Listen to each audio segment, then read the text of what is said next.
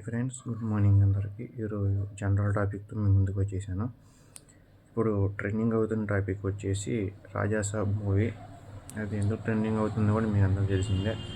ఆ మారుతి నీ తండ్రి దాకా వెళ్ళిపోయాడు అనమాట జనాలు.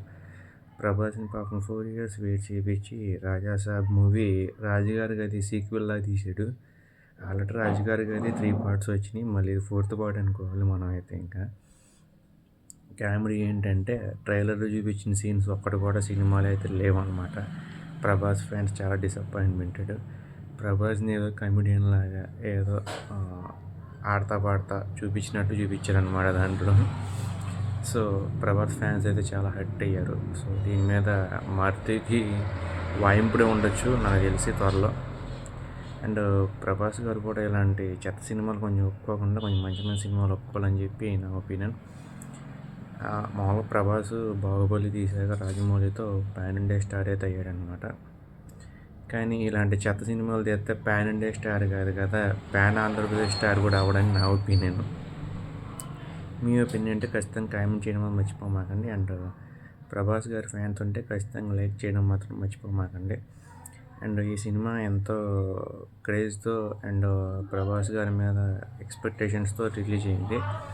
కానీ తుస్ అయిందనమాట. అఖండ సినిమా అంతే. బాలయ్య బాబు మీద చాలా ఎక్స్పెక్టేషన్స్ పెట్టుకున్నాం. అఖండ 2 యాజ్ ఏ బాలయ్య బాబు ఫ్యాన్గా అది తుస్ అయిందనమాట. అది 2 days తర్వాత తుస్ అయింది. ఇది ఫస్ట్ డేనే తుస్ అయింది. ఈ మారుతి లేదంటే బోయపాటి సీను ఇలాంటి డైరెక్టర్స్ మరి వాళ్ళు బాలయ్య బాబు అనుకుంటున్నారా, ప్రభాస్ అనుకుంటున్నారా, లేదంటే ఏదో బుల్లి తల్లినట్లు అనుకుంటున్నారా, నాకైతే అర్థం కాలేదు. చెత్త సినిమాలు తీసి వాళ్ళు ఉన్న పరువు తీస్తున్నారనమాట. అఖండ 2 అయితే మరీ దారుణం.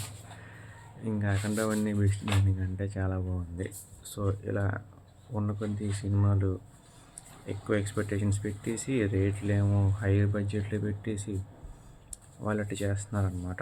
సో ఇక నుంచైనా కొంచెం డైరెక్టర్స్ వీళ్ళందరూ మారుతారని చెప్పి మనస్ఫూర్తి కోరుకుంటున్నాను.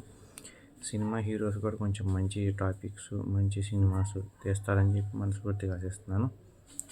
అండ్ ఈ రివ్యూ వల్ల నా ఫీల్ అవుతే సారీ, సో హర్ట్ అవుతే ఇంకా సారీ. నేను నా మనసులో ఉన్న ఒపీనియన్ అయితే మీకు చెప్పాలనుకున్నాను, చెప్పేశాను. So thank you so much. And Prabhas గారి ఫ్యాన్స్ ఉంటే బాలయ్య బాబు గారి ఫ్యాన్స్ అంటే ఖచ్చితంగా లైక్ చేయడం మర్చిపోకుండా. Thank you.